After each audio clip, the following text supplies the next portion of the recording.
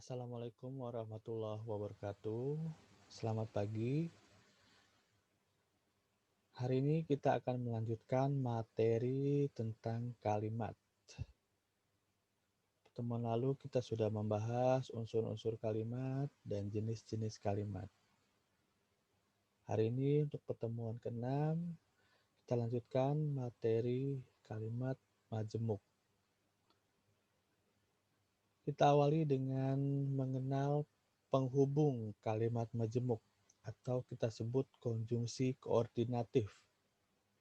Konjungsi koordinatif diantaranya ada dan, atau, tetapi, serta, lalu, kemudian, sedangkan, padahal.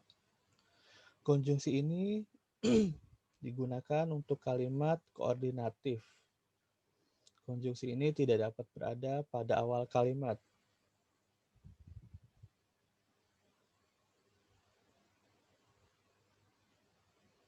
Kemudian kita lihat konjungsi subordinatif atau konjungsi yang digunakan pada kalimat kompleks. Ada 7 jenis konjungsi subordinatif. Kita kelompokkan berdasarkan fungsinya. Yang pertama, menunjukkan waktu. Setelah, sesudah, sebelum, sehabis, sejak, ketika, tatkala, sewaktu, sambil, selagi, selama, sampai. Kelompok kedua, tujuan. Agar, supaya, biar.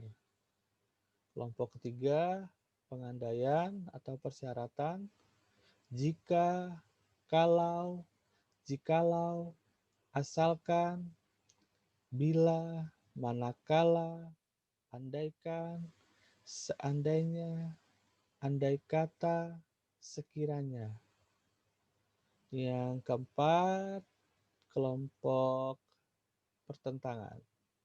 Biarpun, meskipun, sungguh pun, sekalipun, walaupun, kendati pun. Yang kelima, ini pengibaratan. Seperti, sebagai, bagaikan, laksana, ibarat, daripada.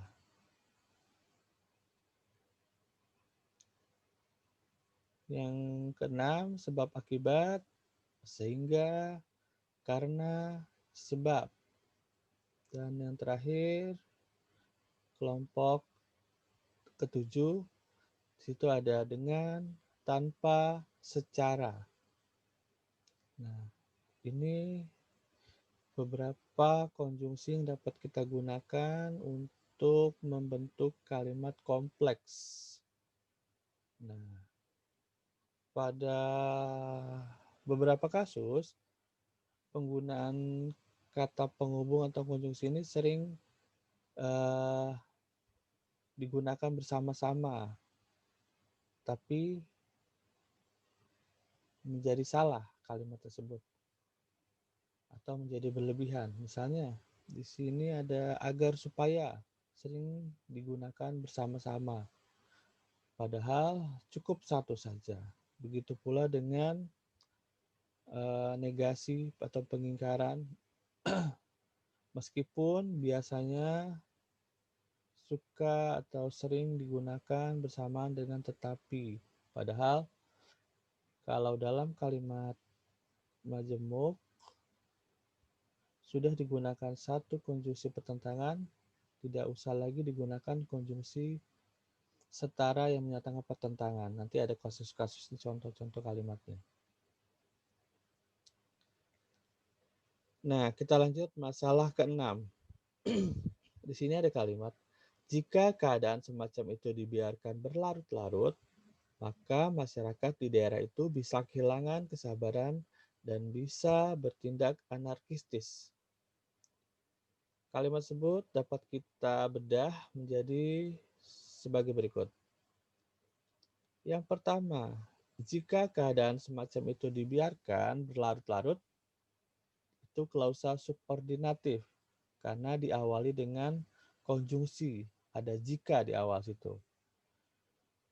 Sebuah konstruksi atau bagian jika diawali dengan kata penghubung atau konjungsi itu dapat kita katakan kita kategorikan sebagai klausa subordinatif atau klausa bawahan atau anak kalimat. Kemudian ada bagian kedua, maka masyarakat di daerah itu bisa kehilangan kesabaran dan bisa bertindak anarkistis. Ini juga klausa subordinatif, klausa bawahan, karena diawali dengan kata penghubung atau konjungsi. Di situ ada maka. Nah, kedua unsur ini ketika kita bedah ternyata keduanya adalah klausa bawahan atau subordinatif. Berarti ini belum memenuhi syarat untuk menjadi kalimat kompleks. Di bawah situ ada keterangan, tuturan disebut kalimat jika berupa klausa utama dan klausa utama, atau klausa utama dan klausa subordinatif. Nah, apabila kalimat ini ingin kita bentuk menjadi kalimat kompleks, maka salah satunya harus berwujud klausa utama. Bagaimana caranya? Salah satu konjungsinya kita buang, kita hilangkan.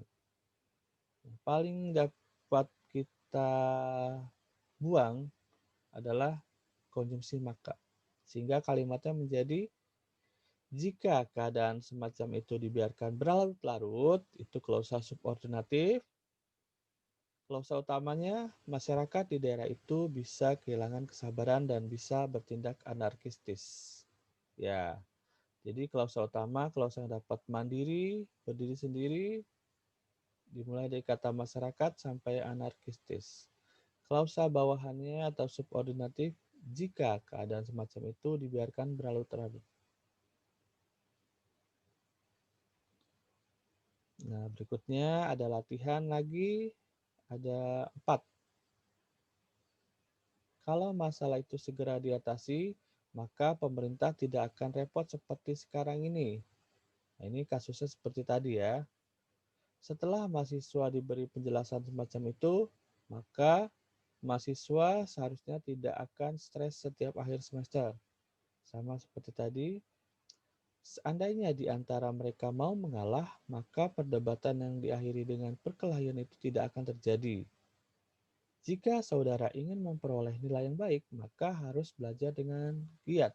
Nah, ini latihan untuk membentuk kalimat kompleks yang padu. Berarti harus ada bagian yang dihilangkan atau unsur yang dihilangkan. Seperti contoh tadi. Nanti ini silakan dikerjakan. Selanjutnya kita akan mengenal penggunaan penghubung subordinatif yang berlebihan. Nah, seperti kita bahas tadi, bahwa kadang-kadang seseorang membuat kalimat tidak disadari menggunakan kata penghubung yang berlebihan. Artinya menggunakan kata penghubung yang sebenarnya tidak diperlukan. Misalnya yang sering muncul, jika dengan maka, tadi ada banyak contohnya. Kalau dengan maka, apabila dengan maka, bila dengan maka, seandainya dengan maka, ketika dengan maka, tatkala dengan maka, manakala dengan maka. Biasanya disertai dengan maka. Yang paling mudah caranya yaitu tadi, menghilangkan kata makanya, sehingga muncul klausa utama. Kita lihat masalah ketujuh. Walaupun perkuliahan telah diliburkan, tetapi mahasiswa tetap diminta belajar secara daring di rumah. Kita bedah kalimat ini. Walaupun perkuliahan telah diliburkan, itu klausa subordinatif, klausa bawahan. Karena apa penandanya tadi? Ya, ada kata penghubung di awal. diawali dengan kata penghubung atau konjungsi. Menjadi klausa subordinatif. Selanjutnya, tetapi mahasiswa tetap diminta belajar secara daring di rumah. Nah, ini juga ada kata tetapi, itu konjungsi. Justru ini konjungsi koordinatif digunakan juga di sini. Klausa utama berkonjungsi koordinatif. Nah, walaupun itu menyatakan pertentangan, tetapi juga pertentangan. Walaupun subordinatif, tetapi koordinatif. Nah, ini dua hal yang berbeda digunakan dalam satu kalimat. Klausa subordinatif yang ditandai dengan adanya konjungsi walaupun menuntut kehadiran klausa utama.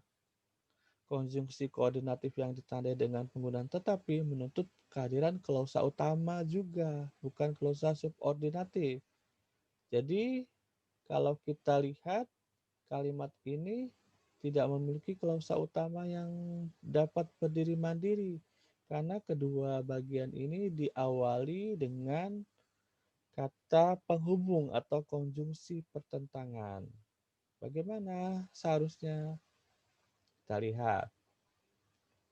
Yang pertama, walaupun perkuliahan telah diliburkan, tetapinya kita buang, kita coret. Mahasiswa tetap diminta belajar secara daring di rumah. Yang kedua, kalau kita ingin menggunakan tetapi walaupunnya kita buang. Perkuliahan telah diliburkan, tetapi mahasiswa tetap diminta belajar secara daring di rumah. Nomor satu itu kalimat kompleks, kalimat subordinatif. Kalimat dua, kalimat setara atau koordinatif.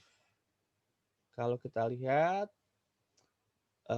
bagian-bagian penyusunnya di kotak-kotak bawah itu, yang pertama, walaupun perkuliahan telah diliburkan, itu klausa subordinatif dimulai atau diawali dengan walaupun yang menjadi kata penghubung di awal.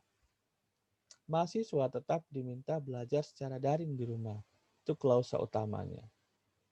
Yang kedua, perkuliahan telah diliburkan. Itu klausa utama, tetapi mahasiswa tetap diminta belajar secara daring di rumah. Itu klausa utama dengan dilengkapi kata penghubung di awalnya. Ini dalam kalimat setara, majemuk setara, majemuk koordinatif.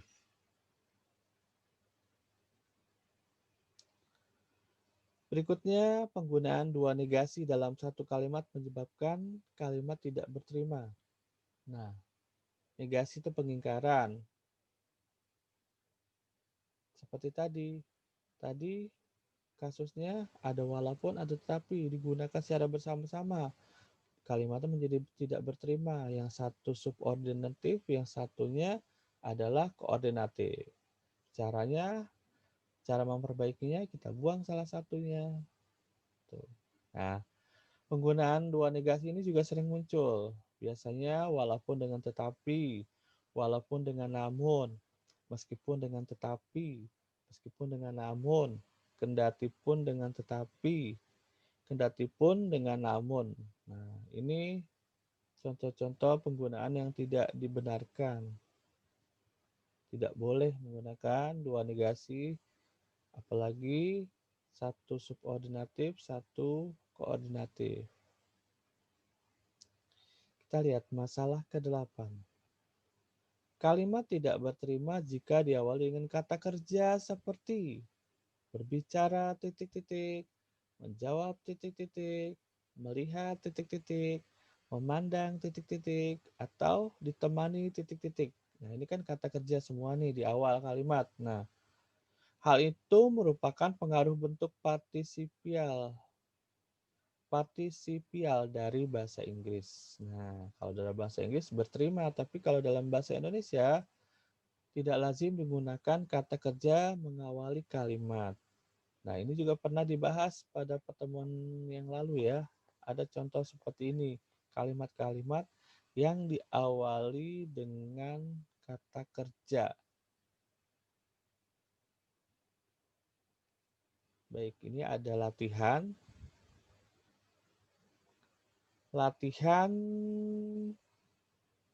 memperbaiki kalimat.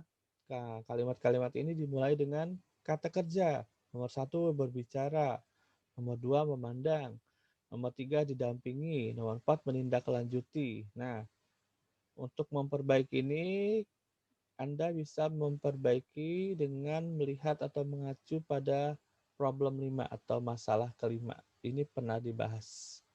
Silakan dilihat lagi, dibuka lagi. Ya, kita dapat menyimpulkan beberapa poin, yaitu pertama, penggunaan penghubung yang berlebih, penggunaan dua negasi dalam satu kalimat, dan pengaruh bentuk partisipial bahasa Inggris menyebabkan kalimat tidak berstatus.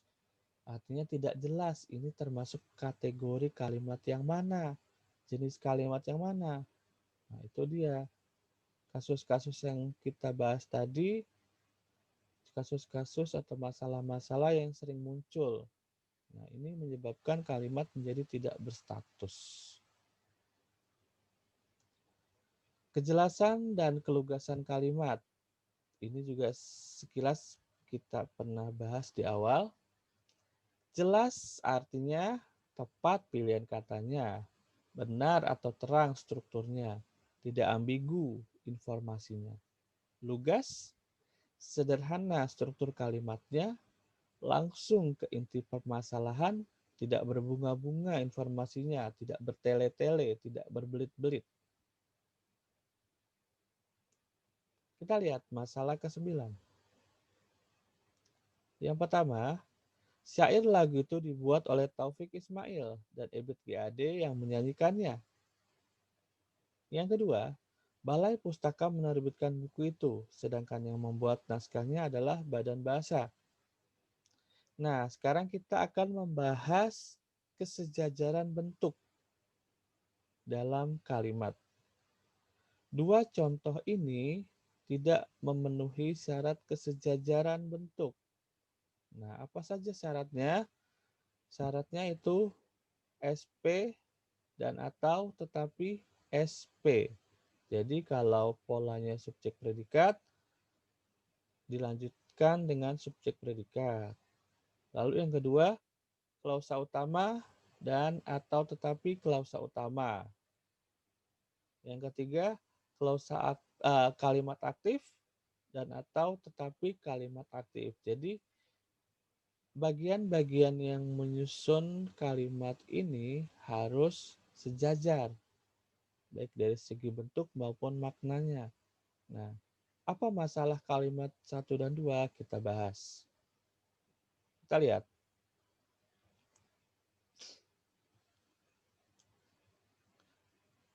Syair lagu itu dibuat oleh Taufik Ismail dan Ebit GAD yang menyanyikannya. Ini tidak sejajar. Mengapa tidak sejajar? Kita lihat penjelasannya. Syair itu, nah, di sini ada beberapa perbaikan ya, agar kalimat yang tidak sejajar pada nomor 1 menjadi sejajar. Nah, dari segi polanya kita lihat. Syair lagu itu dibuat oleh Taufik Ismail dan dinyanyikan oleh Ebit GAD. Nah, tadi kalimat 1 menggunakan kata kerja pasif dibuat, kemudian di bagian keduanya menyanyikan itu aktif. Nah, itu dua hal yang tidak sejajar. Maka kita sejajarkan. Nah, di perbaikan nomor 2 kita buat menjadi pasif. Dibuat, dinyanyikan. Jadi sejajar dengan awalan di, jadi dibuat dan dinyanyikan. Sehingga bentuknya lebih sejajar. Nah, polanya dapat kita temukan subjek, predikat, pelengkap. Sama-sama subjek, predikat, pelengkap. Nah, ini baru sejajar. Yang nomor 3. Taufik Ismail membuat syair lagu itu dan Ebit GAD yang menyanyikannya. Nah, kita buat menjadi sejajar seperti ini. Apa yang kita ubah tadi?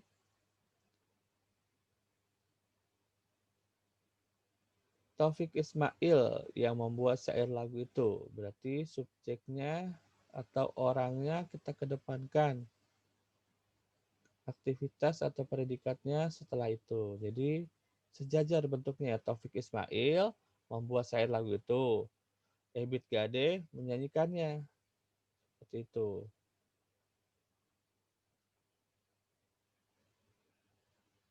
Yang keempat, yang membuat syair lagu itu ialah Taufik Ismail. Dan yang menyanyikannya ialah Ebit Gade. Sejajar. Kita menggunakan kata yang. Yang membuat syair lagu itu subjek ialah predikat Taufik Ismail pelengkap. Yang menyanyikannya subjek ialah predikat Ebit Gade pelengkap. Jadi sejajar, dari polanya juga terlihat, dari bentukan katanya juga sudah sejajar. Masalah ke-10. Yang pertama, rumah seniman yang antik itu akan dijual. Yang kedua, makanan dan minuman yang tidak memenuhi standar kesehatan dilarang untuk diedarkan, ditarik dari peredaran, dicabut izin edar, dan disita untuk dimusnahkan sesuai dengan ketentuan peraturan perundang-undangan.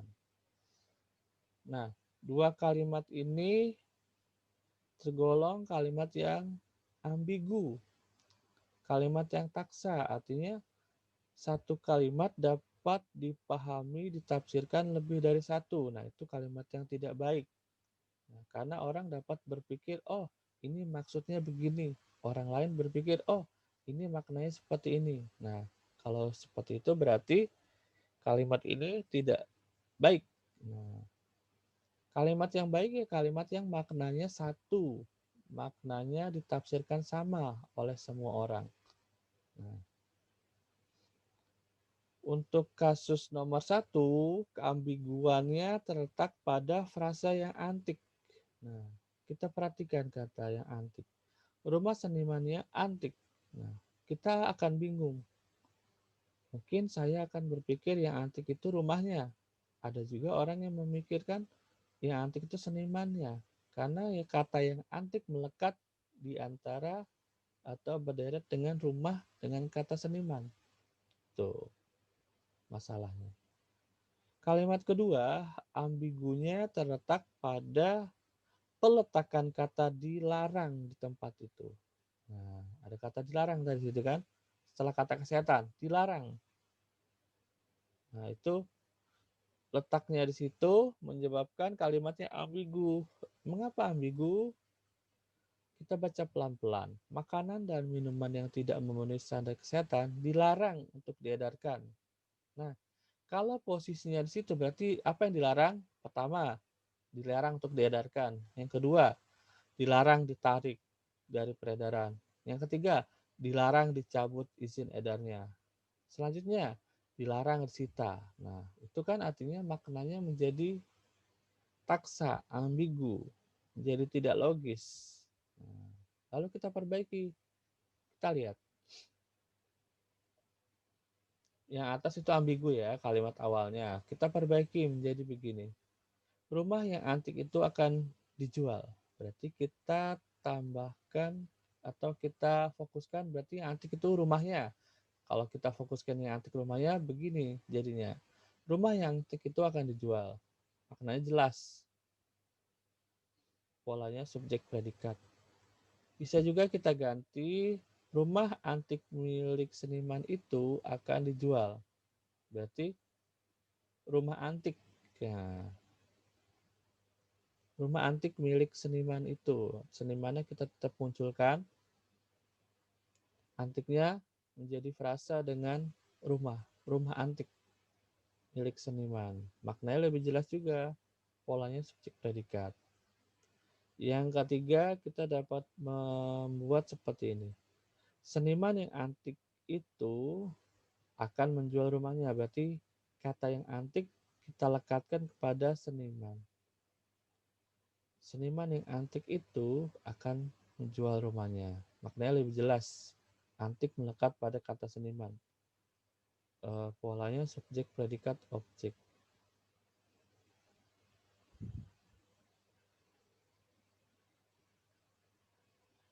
Nah, untuk kasus yang kedua, yang agak panjang ini tadi, masalahnya adalah salah meletakkan kata dilarang. Sehingga kata dilarang itu diikuti untuk diedarkan, ditarik, dicabut, disita, dan seterusnya. Sehingga maknanya tidak logis. Maka kita dapat memindahkan posisi dilarang pada kalimat itu. Kita pindahkan kata dilarang ke belakang. Makanan dan minuman yang tidak memenuhi standar kesehatan harus ditarik dari peredaran, dicabut izin edar, disita untuk dimusnahkan, serta dilarang untuk diedarkan. Nah, dengan memindahkan ke belakang sehingga lebih jelas.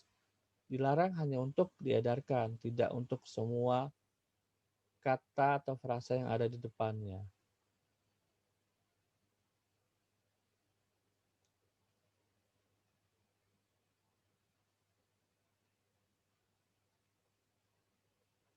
Baik, itu dia tadi materi lanjutan tentang kalimat. Semoga bermanfaat. Selamat belajar kembali dan jangan lupa kerjakan latihan-latihannya. Sampai di sini dulu. Wassalamualaikum warahmatullahi wabarakatuh.